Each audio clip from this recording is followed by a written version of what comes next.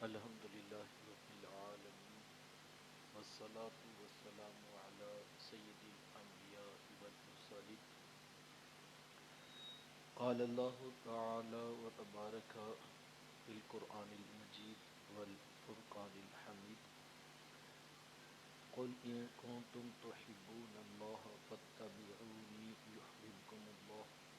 یحببکم اللہ ویغفر لکم ذنوبکم واللہ غفور رحیم صدق اللہ العظیم اللہم صلی علی سیدنا و مولانا محمد وبارک وسلم حمد و صلاۃ کے بعد کی مسلک پر جلوہ فراز عالی مرتبت ذی وقار محترم محتشم علماء کرام اور واجب الاحترام ذوی الاحتشام خواتین و حضرات، السلام علیکم ورحمۃ اللہ وبرکاتہ۔ بتوفیق باری تعالی مجھے اور آپ کو حضور علیہ السلام کے ذکر جمیل کی سعادت مندیاں نصیب ہو رہی ہیں۔ دعا ہے اللہ تعالی میری اور آپ کی شرکت کا ایک ایک لمحہ قبول فرمائے۔ یقیناً حضور علیہ السلام کا ذکر ہی اہل ایمان کے لیے باعث تسکین ہے۔ اپنے آقا و مولا کا نام نامی اس میں تو ان کے دلوں میں ایمان کی حرارت، اور ایسا یہ حضور کا نام ہے بھی تو اتنا ہی میٹھا۔ میرے شیخ طریقت فرمایا کرتے ہیں کہ بیٹا اگر تم ساری دنیا کے شہد نچوڑ کر رکھ دو تو اتنا رس پیدا نہیں ہوگا جتنا ایک بار محمد کہنے سے پیدا ہوگا، صلی اللہ علیہ وآلہ وسلم۔ یہ نام کوئی کام بگڑنے نہیں دیتا، یہ نام کوئی کام بگڑنے نہیں دیتا، بگڑے بھی بنا دیتا ہے نام محمد صلی اللہ علیہ وآلہ وسلم۔ تو یہ میرا اور آپ کا فخر اور یہ میرا اور آپ کا اعزاز ہے کہ اللہ نے مجھے اور آپ کو اپنے محبوب کا نام اور ان کی نسبت عطا فرما دی۔ اس وقت پوری دنیا میں جب سے ربیع الاول شریف کا چاند طلوع ہوا ہے، کثرت کے ساتھ اہل ایمان حضور علیہ السلام کا ذکر کر رہے ہیں۔ ہر لب پہ میرے حضور کا نام ہے اور ہر اپنے گھر کے منڈیر پر جھنڈیاں لگا کر محبوب کی آمد کا استقبال کر رہا ہے، تو کوئی محبوب کے نام کے چراغ جلائے ان کی رحمتوں کا شکر ادا کر رہا ہے۔ کہیں پر مٹھائیاں بانٹی جا رہی ہیں تو کہیں پر ان کے امتیوں کو بٹھا کر کھانے کھلائے جا رہے ہیں۔ یہ سب کچھ کس مقصد کے لیے ہے؟ آپ بھی سر شام سے آ کر تشریف فرما ہیں، تو آپ کے آنے کا مقصد کیا ہے؟ میرے میزبان کے محفل سجانے کا مدعا کیا ہے؟ تو یقیناً دو لفظی جواب یہی ہوگا کہ اس سب کا مقصد یہ ہے کہ ہمیں رب کا قرب بھی نصیب ہو اور ہمیں حضور کی محبت بھی عطا کی جائے۔ سب کاموں کا مقصود یہی ہے۔ اہل ایمان اسی مقصد کے لیے اپنے رسول کے ذکر کی محافل اور ان کے نام پر محبتیں پیش کرتے ہیں۔ مقصود یہ ہے کہ ہمارا رسول ہم سے راضی ہو جائے۔ اللہ کے رسول صلی اللہ علیہ وآلہ وسلم کا قرب حاصل کرنا یہ مقصود ہے، اور اس پر اہل علم نے 4 باتیں لکھی ہیں اور کہا کہ جو شخص ان 4 باتوں کے اوپر زندگی میں عمل کرے گا، بڑی امید ہے کہ اللہ تعالیٰ اس کو اپنا قرب بھی عطا کرے گا، اپنے رسول کا قرب بھی عطا کرے گا۔ میں اور آپ پوری توجہ کے ساتھ مختصراً ان 4 باتوں کو اچھی طرح سے سیکھ لیں اور پھر ساری زندگی ان 4 باتوں پر عمل پیرا ہو جائے۔ پہلی بات جس سے حضور علیہ السلام کا قرب نصیب ہوتا ہے وہ خود اللہ کے رسول صلی اللہ علیہ وآلہ وسلم نے ارشاد فرمایا کہ مجھے تمہاری دنیا سے صرف 3 چیزیں پسند ہیں، ایک خوشبو، دوسرا فرمایا کہ منکوحہ عورتیں، اور تیسرا فرمایا کہ وَجُعِلَتْ قُرَّةُ عَيْنِي فِي الصَّلَاةِ، میری آنکھوں کی ٹھنڈک تو نماز میں رکھی گئی ہے۔ نماز نماز نماز، آخری وصیت امت کے نام یہ تھی، لوگوں نماز نہ چھوڑنا، لوگوں نماز نہ چھوڑنا، لوگوں نماز نہ چھوڑنا۔ آج میں اور آپ اس بات پر غور کریں ایک لمحے کے لیے کہ ہماری اس وصیت کے اوپر کس حد تک جو ہے وہ عمل کی پابندی ہے۔ غلط نہ ہو تو شاید 95% لوگ ہیں جو شاید عملاً نماز کا بائیکاٹ کر چکے۔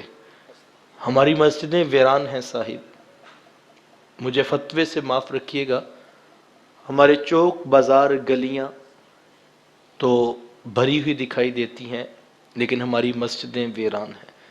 ہم نے یہ تو سنا ہے کہ جناب سالانہ جلسے کے لیے مسجد میں جگہ نہیں ہوتی، باہر والا حال ذرا بڑا کر لیجئے، لیکن ہم نے یہ نہیں سنا کہ کوئی شخص باہر مسجد سے جا رہا ہو کہ اندر پنجگانہ نماز پڑھنے کی مزید لوگوں کی جگہ نہیں ہے، میں کسی اور مسجد میں جا رہا ہوں۔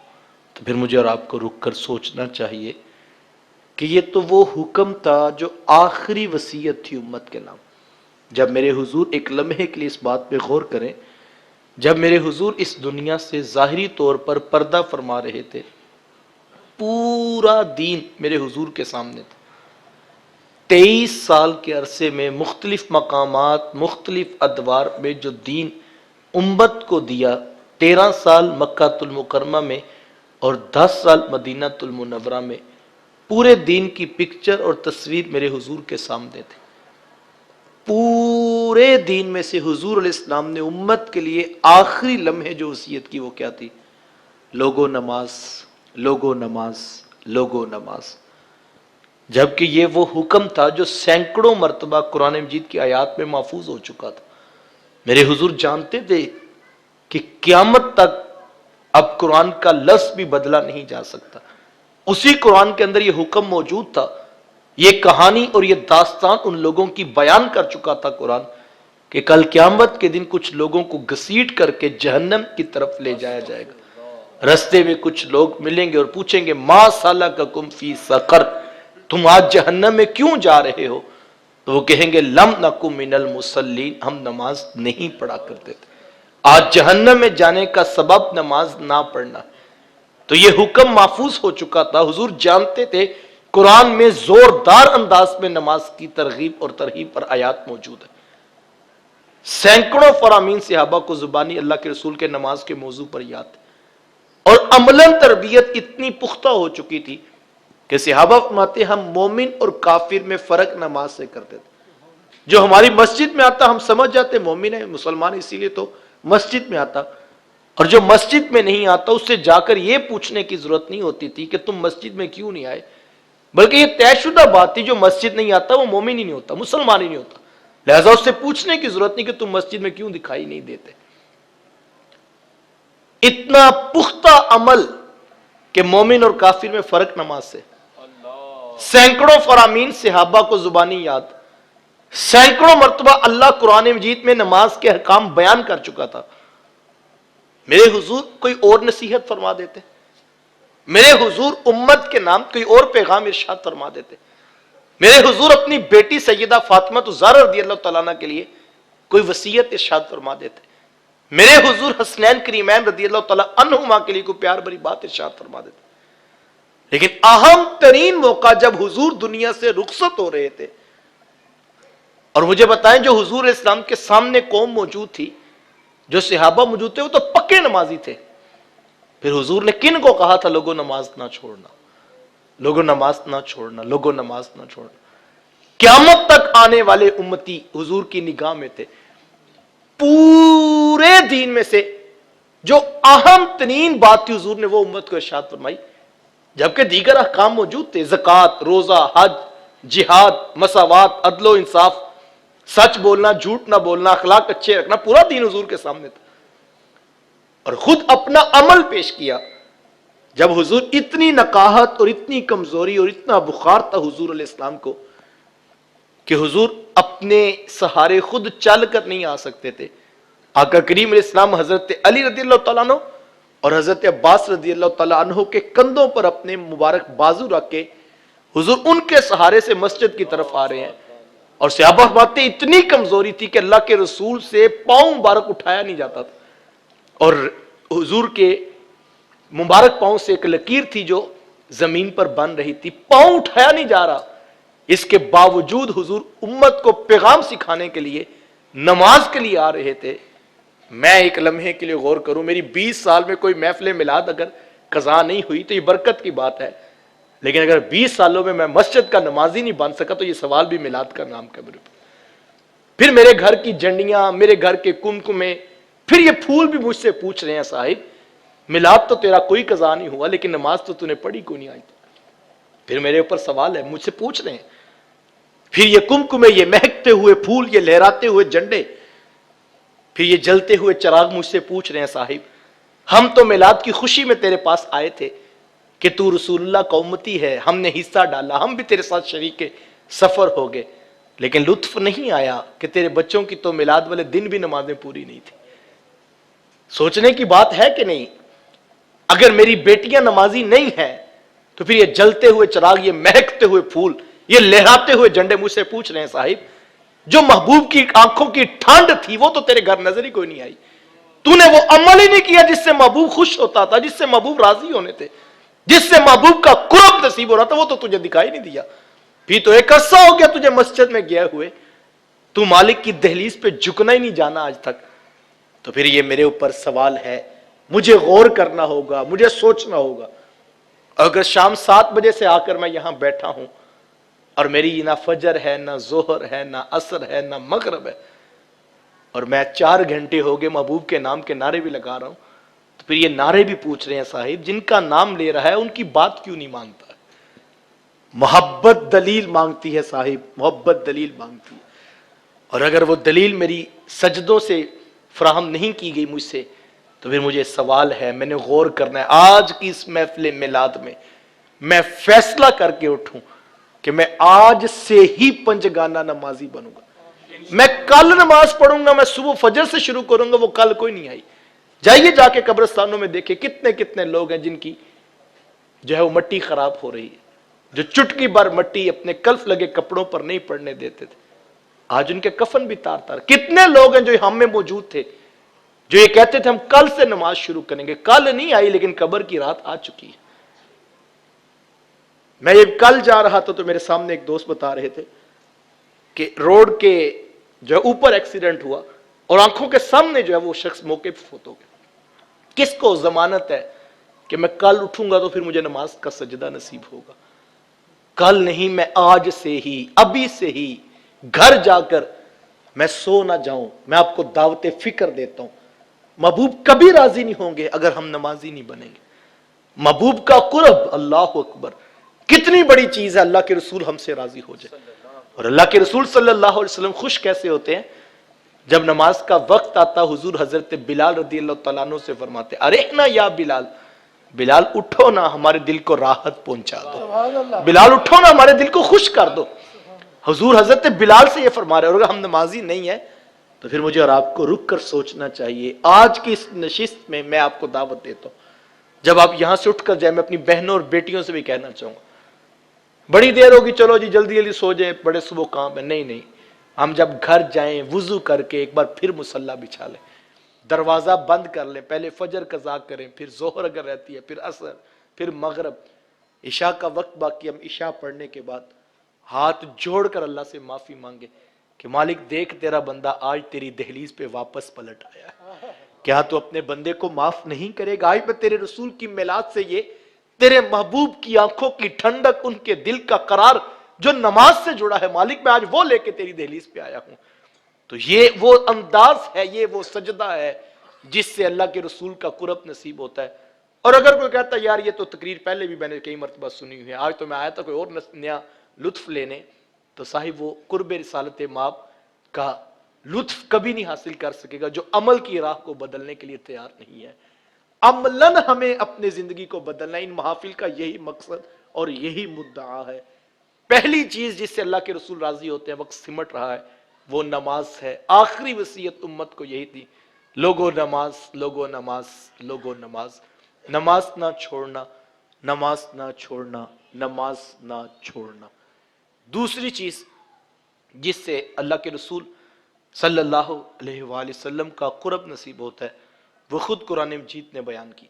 तो जो चाहूंगा, कुल इन कुंतुम तुहिब्बून अल्लाह, महबूब आप फरमा दीजिए, लोगों अगर तुम अल्लाह से मोहब्बत करते हो, अगर तुम इस बात के दावेदार हो कि हम अल्लाह से प्यार करते हैं, अगर तुम्हारा यह दावा है कि हम अल्लाह के आशिक हैं।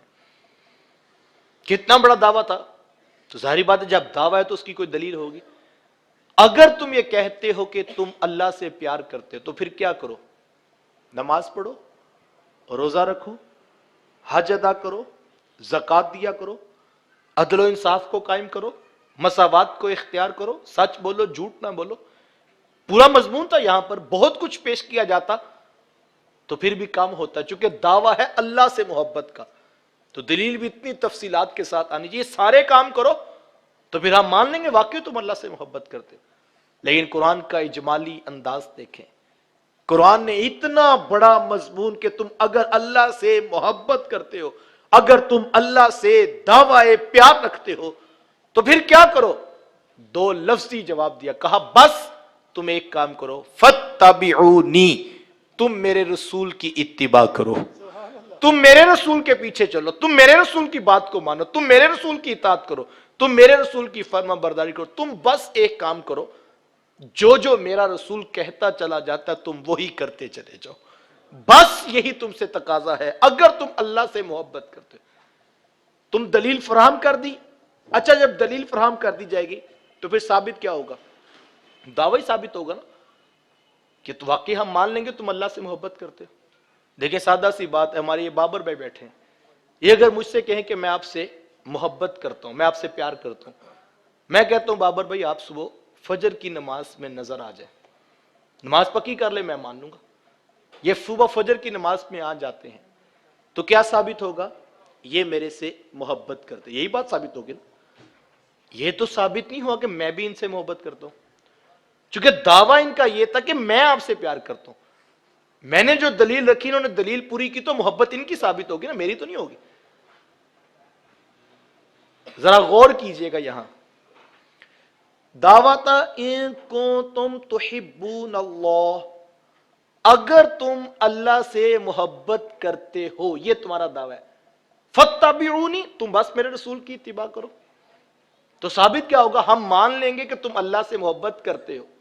लेकिन जरा गौर कीजिए, इत्तिबा कितनी बड़ी चीज है। रसूल की राहों पे खड़े हो जाना कितना बड़ा एजाज है।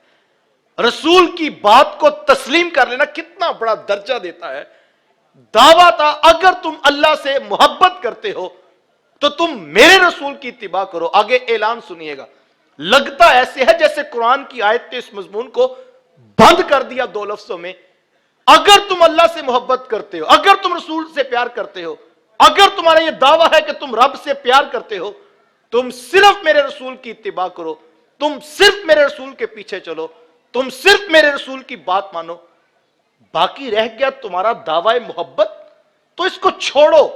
सुनो, हम ऐलान करते हैं युहब्बिबुकुमुल्लाह, हम तुम्हें अपना महबूब बना लेंगे। हम तुम्हें महबूब, हम अनाउंसमेंट करते हैं, हम ऐलान करते हैं। लगता यूं है इस आयत में कुरान ने पूरा फलसफा निचोड़ के सिर्फ दो लफ्ज निकाले, फत्तबिऊनी। सवाल यह है, ऐसा लगता है जैसे रोक दिया हो। यह बात छोड़ो कि तुम हमसे प्यार करते हो, तुम जो करने का काम है वो करके दिखाओ। तुम रसूल के पीछे चलो, तुम हमारे रसूल की इत्तिबा करो, तुम हमारे रसूल की बात मानो। रह के अब तुम्हारा दावा मोहब्बत, तो ऐलान हम करते हैं युहब्बिबुकुमुल्लाह, हम तुम्हें अपना महबूब बना लेंगे। हम तुमसे ऐलान करेंगे हम तुमसे प्यार करते हैं। तुम्हें ऐलान करने की जरूरत ही नहीं, तुम्हें दावा करने की जरूरत ही नहीं। ये कुरान का मकसूद है।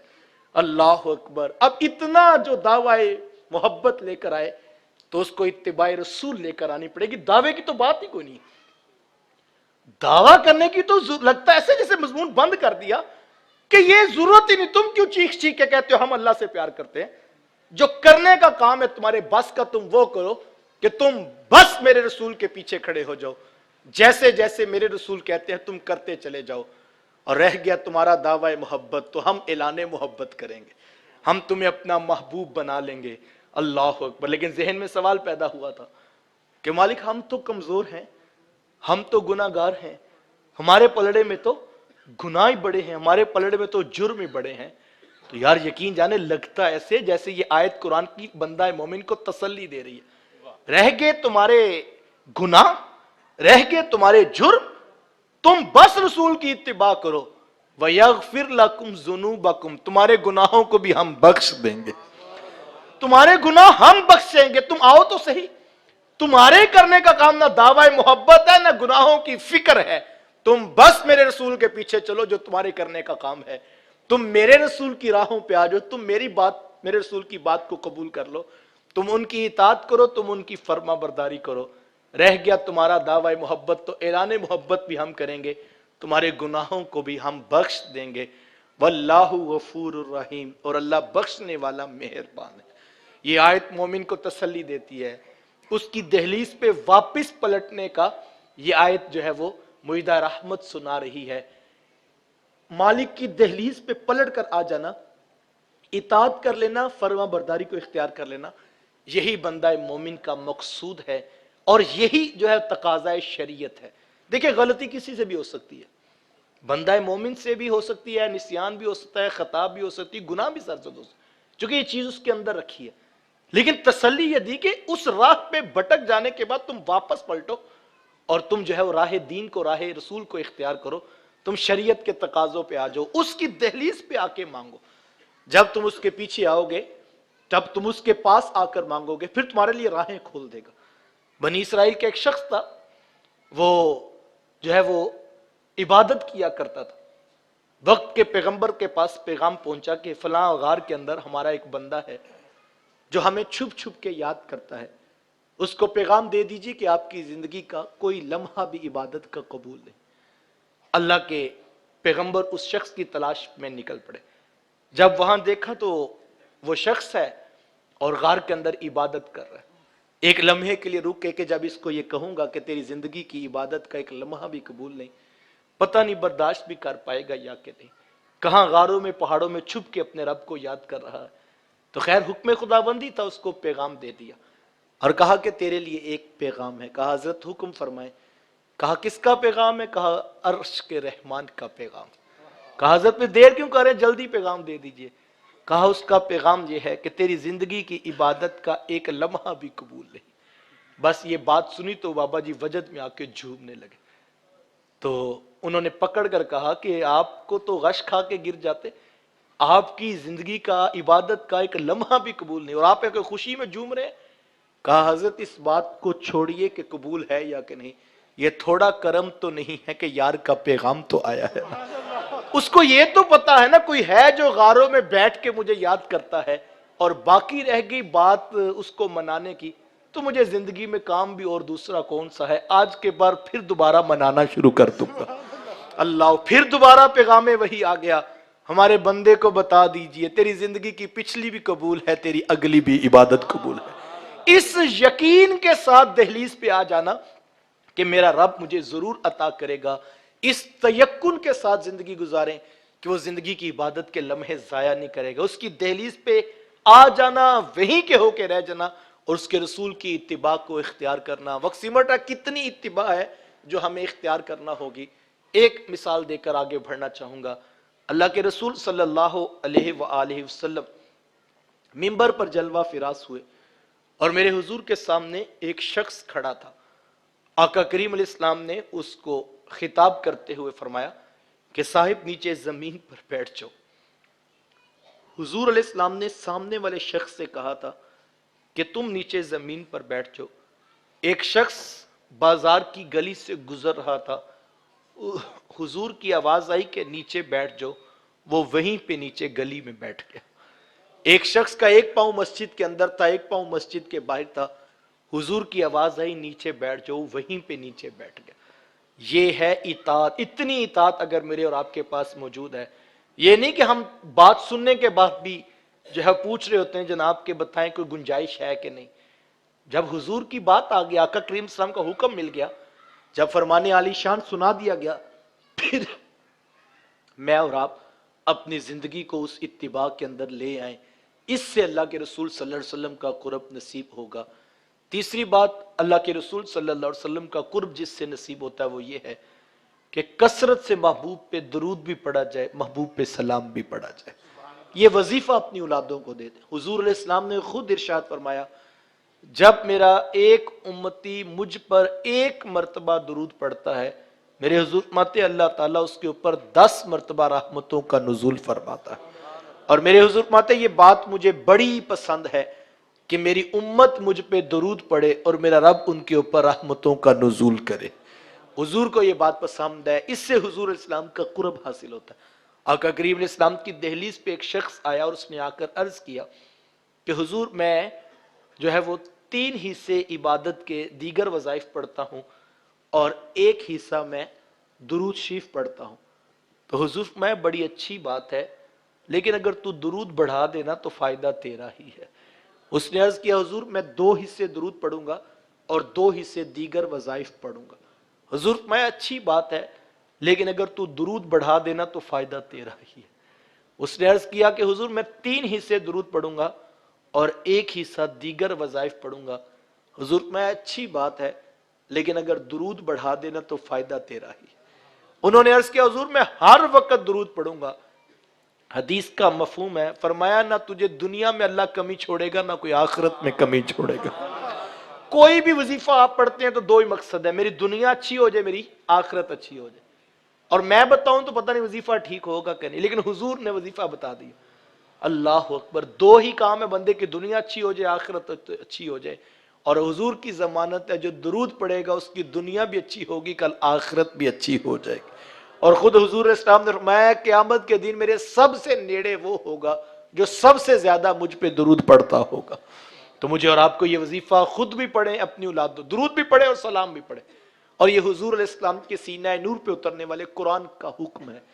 اپنی اولادوں کو یہ وظیفہ دے دیں، صبح بھی حضور پہ سلام، دوپہر بھی محبوب کو سلام، رات بھی ان کی دہلیز پہ سلام. یا سادہ سی بات ہے، آپ گلی سے گزر رہے ہوں، کہ چھوٹا بچہ آپ کو سلام کرے، 1 دن 2 دن حضور کی امت سے پیار کرو. حضور کی امت سے جب آپ پیار کریں گے حضور علیہ السلام کا قرب حاصل ہو. دیکھیں سادہ سی بات ہے، میں آپ کے بچوں سے پیار کروں تو آپ کو اچھا لگوں گا نا. آپ میرے بچوں سے محبت کا اظہار کریں تو مجھے اچھے لگیں گے نا.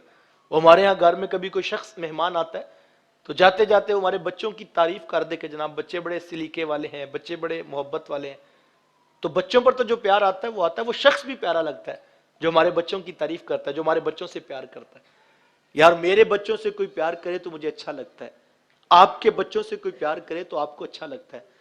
یار جو حضور کی امت سے پیار کرے گا وہ حضور کو کتنا پیارا لگے گا. کون سی امت جس کے بارے میں حضور خود فرماتے ہیں اے میرے امتی تیرا اور میرا تعلق ایسا ہے کہ کانٹا تیرے پاؤں میں چبھتا ہے، اس کی درد مجھ محمد کو ہوتی ہے.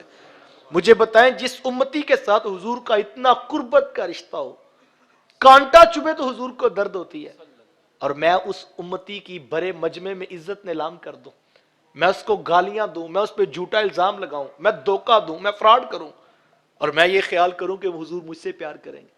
غور کرنے کی بات ہے کہ نہیں؟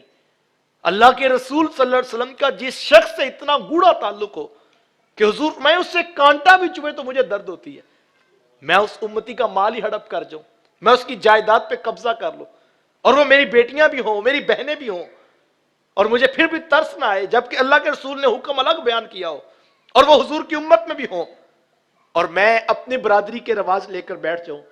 میں کہوں کہ جناب اگر بیٹیوں کو حصہ دے دے تو یہ کیا بات ہوئی جائیداد ہمارے بڑوں کی اور وہ چلی جائے دوسرے خاندان کے اندر، تو میں تو یہ نہیں کرتا. تو مجھے سوچنا چاہیے. اللہ کے رسول نے تو یہاں تک فرمایا، حدیث کا مفہوم ہے، فرمایا جس شخص نے میرے ایک مزدور امتی سے مزدوری لی اور جب اجرت دینے کا وقت آیا تو اس نے پیسے سارے دے دیے، 1 درہم اس کا روک لیا، صرف 1 درہم روکا، تو میرے حضور فرماتے ہیں اس امتی کا مقدمہ کل میں لڑوں گا. مجھے بتائیں جس کا ایک درہم مزدور کا روکا ہوگا، جس امتی کا، اللہ کے رسول محشر میں وہ درہم لے کر دیں گے جس نے حضور کی امت میں ہونے والی اپنی بیٹیاں ان کی جائیداد ہڑپ کی ہو، ان بہنوں کی جائیداد ہڑپ کی ہو، اور وہ کہے مجھے حضور کا قرب ملے گا، تو مجھے پھر سوچنے کی ضرورت ہے یا کہ نہیں؟ اللہ کے رسول کا امتی کے ساتھ اتنا قرب ہے، اتنا محبت کا رشتہ ہے، اتنا قیمتی ہے حضور علیہ السلام کا امتی کہ آقا کریم علیہ السلام طواف کعبہ کرتے ہوئے حضور علیہ السلام نے اللہ کے گھر کعبہ کو خطاب کرتے ہوئے کہا، اے کعبہ تو بڑی عظمتوں والا ہے، تو بڑی رفتوں والا ہے کہ تو اللہ کا گھر کعبہ ہے، لیکن کعبہ یاد رکھنا میرے ایک امتی کی عزت تیری عزت سے بھی زیادہ قیمتی ہے. ایک امتی، اور یہاں یہ نہیں کہا امتی تہجد گزار ہوگا تو پھر، یہ نہیں کہا امتی صوم و صلات کا 100% پابند ہوگا تو پھر، فرمایا میرے ایک امتی کی عزت، ایک بندہ مومن کی عزت کعبہ تیری عزت سے بھی افضل ہے. اور میں خاندان میں کسی کی بیٹی کو رسوا کروں، میں خاندان میں کسی کی بیٹی کو دکھ پہنچاؤں، طلاق کا داغ لگا دوں، اور ناجائز مقدمات میں کسی کے بیٹے پر بناؤں، اور میں یہ کہوں کہ مجھے حضور کا قرب مل جائے گا، تو پھر سوچنے کی ضرورت ہے یا کہ نہیں؟ قرب ان کی عطا ہے، میں کوئی فتویٰ نہیں دیتا، لیکن اس پہ غور تو کیجئے. جس امتی سے حضور کا اتنا گوڑا تعلق ہو کہ آقا فرمائے اگر اس کو کانٹا بھی چبھتا ہے تو مجھے تکلیف ہوتی ہے، تو میں اس کا مال بھی ہڑپ کر جاؤں، اس کی عزت بھی نالام کر دوں، اس کا خاندان بھی رسوا کر دوں، اور میرے ماتھے پہ بل بھی نہ آئے، اور میں اپنے تکبر اور اپنی انانیت کا بت پال کے رکھا ہو، اور میں کہ مجھے کسی کی کوئی پرواہ نہیں، تو آج تو واقعی کوئی پرواہ نہیں. کل محشر کے میدان میں اس امتی کی عزت اور اس کے خاندان کی عزت جو نیلام کی ہے، کل وہ وہاں رکھنی پڑی تو پھر بڑا مشکل ہوگا. حضور کی امت سے پیار کرے، آقا کریم علیہ السلام کی امت سے محبت کیجئے، الفت کا رشتہ قائم کیجئے. کسی سے غلطی ہو جائے تو معاف کر دے. دیکھیں میرا کوئی شاگرد ہو، آپ کا میرے سے تعلق محبت کا ہو، میرے شاگرد سے غلطی ہو تو آپ معاف کریں گے؟ نہیں. بعض کا بندہ بھائیوں کو معاف کر دیتا، وہ کہتے یار بس چلو بھائی ہے نا، بھائی ہونا بڑی قدر کی بات ہے، بھائیوں کو ضرور معاف کرے. لیکن اس سے بھی بڑا رشتہ کیا ہے کہ یار یہ میرے رسول کا امتی ہے. کس رسول کا؟ کہ جن کے اشارہ ابرو پہ کل مجھ جیسے گناہگار کو بخش دیا جائے گا. آ جا کے میرا اور آپ کا یہی سہارا ہے نا. ہمارے پلے ہے کیا؟ ایک یہی تو آس ہے، ایک یہی تو امید ہے کہ کل محشر کے ہجوم میں ہم گناہگاروں پہ ان کی نگاہ کرم ہو گئی تو ان کی شفاعت کا صدقہ اللہ ہمیں بھی جنت عطا کرے گا. تو کل اگر حضور نے پوچھ لیا کہ میرا امتی تھا تو معاف نہیں کر سکتا تھا، میرا امتی تھا تو اس کا حق اس کو واپس نہیں کر سکتا تھا، تو پھر مجھے سوچنا پڑے گا آج کہ میرا سب کچھ ان کی نگاہ شفاعت پر ہے، میرا سب کچھ ان کی شفاعت پر ہے، تو پھر کیوں نہ میں بھی ان کی امت سے پیار کروں. یقین جانے میں نے اپنے امام کی بات پڑھی، مجھے تو حیرت ہوتی ہے کہ کیسا عشق رسول تھا جو ان لوگوں کے سینوں میں موجود تھا. میرے امام تو فرماتے ہیں کہ میں تو اپنے بچوں سے بھی پیار اس لیے کرتا ہوں کہ وہ رسول اللہ کے امتی ہیں. دیکھو میں اپنے بچوں سے اسی لیے پیار کرتا ہوں، میرے بچے ہیں. آپ اپنے بچوں سے اسی لیے پیار کرتے ہیں، وہ آپ کے بچے ہیں، وہ ہمارا خون ہے، وہ ہماری نسل ہے، وہ ہمارا نسب ہے، اسی لیے پیار کرتے ہیں نا. میرا مستقبل ہے، میرا سب کچھ میری اولاد ہے، میں اس لیے اولاد سے پیار کرتا ہوں. لیکن ذرا غور کیجئے کیسا عشق رسول سینے میں سمایا. اپنے بیٹے بھی اپنے بیٹے بعد میں لگتے ہیں، پہلے سونے محمد کے امتی لگتے ہیں، پہلے رسول اللہ کی امت میں شامل ہے. میں اپنے بچوں سے پیار اس لیے کرتا ہوں کہ میرے رسول کے وہ امتی پہلے ہیں، میرے بچے بعد میں ہیں. جب اتنی محبت سینے میں غالب آ جائے، پھر بہو ساس سے بات کرتے وقت، ساس بہو سے بات کرتے وقت، مالک ملازم سے بات کرتے وقت، ملازم مالک کے سامنے کھڑے ہوتے وقت سوچے گا کہ جس کے ساتھ میں جڑا ہوں وہ کوئی پرایا نہیں، جس رسول کی شفاعت پر میری نظر ہے یہ بھی تو انہی کا امتی ہے نا. پھر دھوکہ نہیں دے گا. پھر کیسے میں دھوکہ دے سکتا ہوں اپنے مالک کو؟ پھر جس کی دکان پہ میں کام کرتا ہوں میں کیسے جھوٹ بول سکتا ہوں اسے کہ یار وہ میرے رسول کا امتی ہے؟ اگر اس کے کاروبار میں نے خیانت کی تو یار کل مجھ سے پوچھ لیا گیا کہ تو میرے رسول کے پوچھ لیا کہ تو میرے امتی کا مال لوٹتا رہا، وہ تو تجھے نوکری پہ رکھا تھا، اس نے تو تجھے ملازمت پہ رکھا تھا، وہ تو تیرا بھلا سوچ رہا تھا، اور تو میرے امتی کو ہی لوٹتا رہا. اور اگر مالک سے پوچھ لیا گیا میرا امتی تیری دکان پہ ملازمت کرتا تھا، وہ مجبور تھا، تو اس کو 20,000 روپیہ تو دیتا تھا، لیکن دن میں کتنی مرتبہ اس کی عزت نیلام کر دیتا تھا، اس کو رسوا کرتا تھا، تو میرے پاس کیا جواب ہوگا میں سوچوں. اس طرح اگر آپ سوچیں گے آپ کو ہر کوئی پیارا لگے گا. دیکھیں اللہ جانتا ہے اندر کی کہانیاں کون ہیں.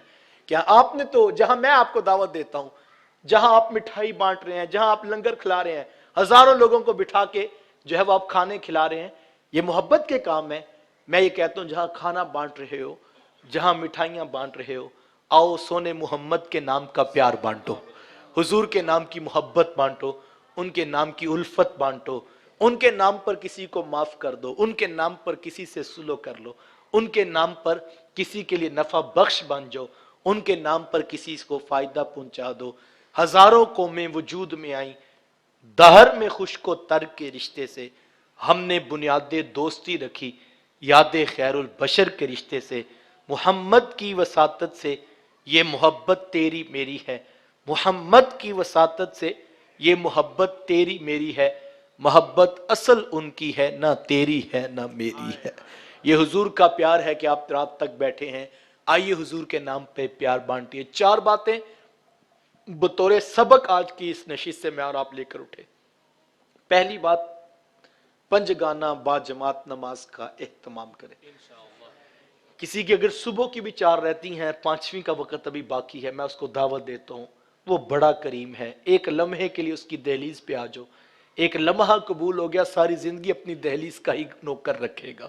آؤ اس کی دہلیز پہ پنجگانہ نماز. آج سونے سے پہلے میں اور آپ, پتہ نہیں صبح دیکھنی نصیب ہو یا کہ نہ ہو, میں اور آپ پنجگانہ نماز کا اہتمام کریں. دوسرا, ہر بات میں دیکھیں میرے رسول کی تعلیمات کیا ہے, ان کی اطاعت, ان کی فرما برداری یہ سب سے اوپر ہونی چاہیے. اور تیسری بات, کثرت سے محبوب علیہ السلام پہ درود بھی پڑھیے, محبوب کی دہلیز پہ سلام بھی پیش کیجئے. اور چوتھی بات, حضور کی امت سے پیار کیجئے اور ان کی امت سے وفا کیجئے, ان کی امت سے محبت کیجئے. اسی پیغام, اسی فکر کو, پیغام کی آبیاری کو تیز تر کرنے کے لیے آپ نے مجھ سے قبل بھی سنا, کل انشاءاللہ العزیز بعد از نماز مغرب 31 اکتوبر بروز اتوار بعد از نماز مغرب آپ کے شہر فیصل آباد میں دوبی گارڈ گراؤنڈ میں میرے استاذ المکرم علامہ پیرزادہ محمد رضا ثاقب مصطفی صاحب تشریف لا رہے ہیں. یہ میری اور آپ کی خوش بختی ہے. یہ بڑے غنیمت کے لمحات ہیں اور بڑے قیمتی لمحات ہیں, ان کو کبھی ضائع نہ کریں. کل کا دن ویسے بھی چھٹی کا ہے, میں آپ کو دعوت دیتا ہوں. خود تو آپ نے آنا ہی آنا ہے انشاءاللہ, لیکن میں یہ چاہوں گا کہ آپ میں سے ہر شخص 10 لوگوں کی ذمہ داری لے لے کہ ہم 10 بندوں کو ضرور ساتھ لے کر آئیں گے. فون کر کے دعوت دیں, لوگوں کو میسج کریں, آپ واٹس ایپ کریں سارے, لیکن 10 بندوں کی ذمہ داری ہم لے لیں کہ یار ہم 10 بندوں تک ضرور اس کو ساتھ لے کر آئیں گے. یہ چھوٹا کام نہیں, یہ بہت بڑا کام ہے. اس کی ایک مثال میں آپ کو دیتا ہوں. میں یہ پچھلے دنوں گیا ہوں ملتان والی سائڈ پہ, تو مجھے ایک نوجوان نے اپنی فوٹو دکھائی, تو میں نے کہا یہ کون ہے؟ وہ کہنے لگا یہ میں ہی ہوں, لیکن یہ میری ملاقات جب تک نہیں ہوئی تھی تب تھا, آج میں سنت کا پیکر بن رہا ہوں. تو یہ مصطفی صاحب کا کمال ہے. اور کہتے ہیں مجھے کسی نے دعوت دے دی تو میں چلا گیا تو میری بات بن گئی. اور ہم بھی اسی طرح ہیں, یقین جانیے اتنا قیمتی لمحہ ہوتا ہے وہ, یہ اللہ کا کرم ہے. وہ کب ابر کرم فرما دے کسی کی بگڑی بن جائے اور کسی کو راہ دین نصیب ہو جائے. ہمیں بھی یوں ہی کسی نے کہا کہ یار وہ ہمارے شہر میں ایک شخص ہے جس کو اللہ نے درد کی دولت دی ہے اور درد امت میں وہ پیغام دین پھیلا رہے ہیں. ہم نے ایک جمعہ پڑھا اور آج الحمدللہ اللہ کی توفیق سے ہم جو ہے وہ اس طرف چل پڑے. تو کیا پتا کہ کسی کا ایک جمعہ, کسی کی ایک گفتگو کا جز, قرآن کی کوئی آیت, حدیث کا کوئی ٹکڑا ان کی زبان سے نکلے اور کسی کے دل میں اتر جائے. اور اگر اس کو دعوت آپ نے دی, دیکھیں مجھے کسی نے دعوت دی تھی نا, میں تو سکول پڑھتا تھا, میں تو کالج جانے والا تھا, لیکن مجھے کسی نے دعوت ہی دی نا, اور ضد کر کے جس نے کہا ایک مرتبہ جا کے سننا ہو پھر تمہاری مرضی ہے, لیکن وہ ایک دعوت دل اب تک تجھے دعائیں دے رہا ہے. تو ایک دعوت کسی نے سمجھا دی, بات پلے پڑ گئی, تو کتنے, اور جب تک کوئی نیکی کا کام میرے سے اللہ لے تو اس شخص کو شاید یاد بھی نہ ہو جس نے دعوت دی, لیکن نامہ اعمال چلتا رہے گا. آپ اور میں پورے, یہ چھوٹا کام نہیں ہے, اور یہ تو آپ نے اکثر سنا, ہم نے اکثر دیکھا, سینکڑوں نہیں ہزاروں لوگ ہیں.